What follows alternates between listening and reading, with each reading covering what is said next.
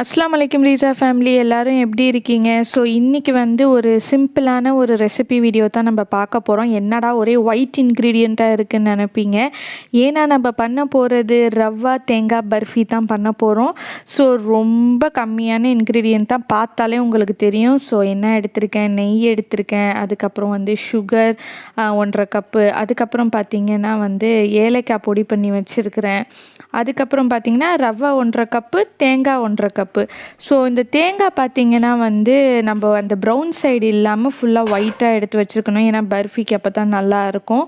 And நான் இப்போ இதில் எடுத்துருக்கிறது வந்து டெசிக்னேட்டட் கோகோனட் தான் நான் எடுத்திருக்கேன்.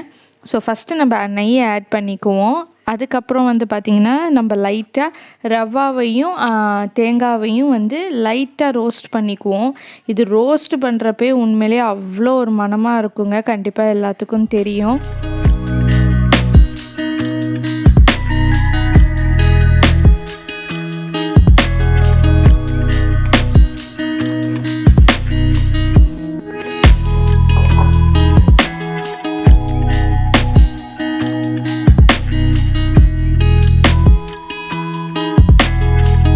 ஸோ இந்த ரெசிபி பார்த்திங்கன்னா இது என் அம்மாக்கிட்டேருந்தும் சின்னம்மாட்டேருந்தும் சுட்ட ஒரு ரெசிபின்னு சொல்லலாம். இது வந்து என்னோடய கிராண்ட்மா வந்து என் அம்மாவுக்கு அப்புறம் சின்னம்மாவுக்கு இதோளுக்கெல்லாம் வந்து அப்போது சின்ன பிள்ளையில் அடிக்கடி செஞ்சு கொடுப்பாங்களாம்.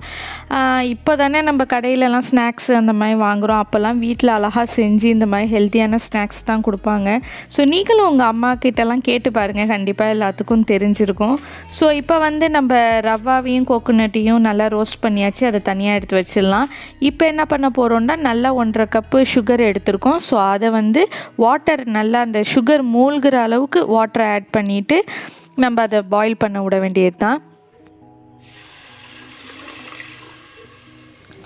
ஸோ இதுக்கு பெருசாக வந்து இந்த பதத்தில் எடுக்கணும் அப்படிங்கிறதெல்லாம் இல்லைங்க. நார்மலாக அந்த சுகர் நல்லா டிசால்வ் ஆகிடுச்சுட்டாலே நெக்ஸ்ட் நம்ம வந்து இந்த ரவா கோகோனட் மிக்ஸ்சரை ஆட் பண்ணிட வேண்டியது தான்.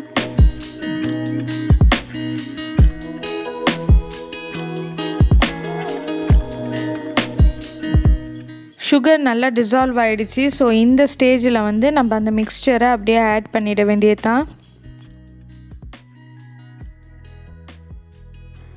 ஸோ இப்போ வந்து மிக்ஸ்சர் ஆட் பண்ணதுக்கப்புறம் ஒரு மாதிரி வாட்டரியாக இருக்கும். ஸோ இது வந்து ஒரு நல்ல ஒரு நான்ஸ்டிக்கியான ஒரு பதத்துக்கு வரணும். ஸோ அப்போ நம்மளோட பர்ஃபி ரெடி ஆகிடும். அண்ட் இன்னொரு சைடில் பார்த்திங்கன்னா நான் வந்து இந்த ட்ரே எதில் நம்ம ட்ரான்ஸ்ஃபர் பண்ண போகிறோமோ அந்த ட்ரேயில் லைட்டாக கீ அப்ளை பண்ணி வச்சுருக்கேன். ஸோ இப்போ பாருங்கள் எவ்வளோ இந்த பாருங்கள் நான்ஸ்டிக்கியாக வந்து கிட்டத்தட்ட இந்த ஒரு அல்வா அந்த மாதிரி ஒரு பதத்துக்கு வந்துருச்சு. ஸோ இப்போ வந்து இந்த டைமில் நம்ம லைட்டாக ஏலக்காய் பவுடர் வந்து ஆட் பண்ணிக்கலாம் ஒரு நல்ல ஃப்ளேவருக்கு. அதுக்கப்புறம் லாஸ்ட்டாக கொஞ்சோண்டு நெய் ஆட் பண்ணிக்கலாம்.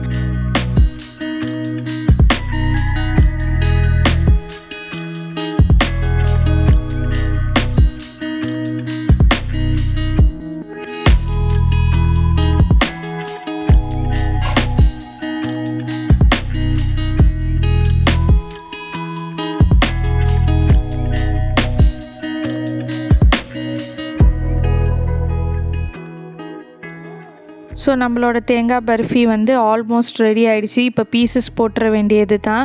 ஸோ நம்ம கரெக்டான அந்த பதத்தில் வந்து மிக்ஸ்சர் ஆட் பண்ணி அந்த நான்ஸ்டிக்கி பதத்தில் எடுத்தாலே நம்ம அழகாக கட் பண்ணி பீசஸாக எடுத்துடலாம், உடையாமல் வரும். நம்மளோட தேங்காய் ரவா பர்ஃபி வந்து டேஸ்டிங்க்கு ரெடி ஆகிடுச்சு. ஸோ கண்டிப்பாக ட்ரை பண்ணி பாருங்கள், ரொம்பவே சிம்பிளான ஒரு ரெசிபி தான். ஸோ இந்த மாதிரி ஈஸியான ரெசிபி உங்களோட ரெசிபியும் வந்து நான் என்னோடய வீடியோவில் ஷேர் பண்ணணும் அப்படின்னு நீங்கள் நினச்சிங்க ஆசைப்பட்டீங்கன்னா எனக்கு இன்ஸ்டாகிராமில் கண்டிப்பாக மெசேஜ் பண்ணுங்கள், நான் என்னோடய வீடியோவில் கண்டிப்பாக ஷேர் பண்ணுறேன். ஸோ டேஸ்டிங்க்கு நல்லாயிருக்கும்னு நான் மொத்த பீசஸாக தான் போட்டிருக்கேன். பாருங்கள் எவ்வளோ சாஃப்டாக இருக்குது, தொட்ட உடனே அழகாக உடஞ்சிடுது. ஸோ ரொம்ப ஹார்டாலாம் இருக்காது. கண்டிப்பாக ட்ரை பண்ணி பாருங்கள். கண்டிப்பாக இந்த ரெசிபியை ட்ரை பண்ணி பாருங்கள். அதுக்கப்புறம் என்னங்க கேட்க போகிறேன், இந்த வீடியோ உங்களுக்கு பிடிச்சிருந்துச்சுன்னா மறக்காமல் ரீசா விலாகுக்கு லைக் பண்ணுங்கள், ஷேர் பண்ணுங்கள் அண்ட் சப்ஸ்கிரைப் பண்ணிடுங்க. இன்ஷா அல்லாஹ் நெக்ஸ்ட் வீடியோவில் பார்க்கலாம்.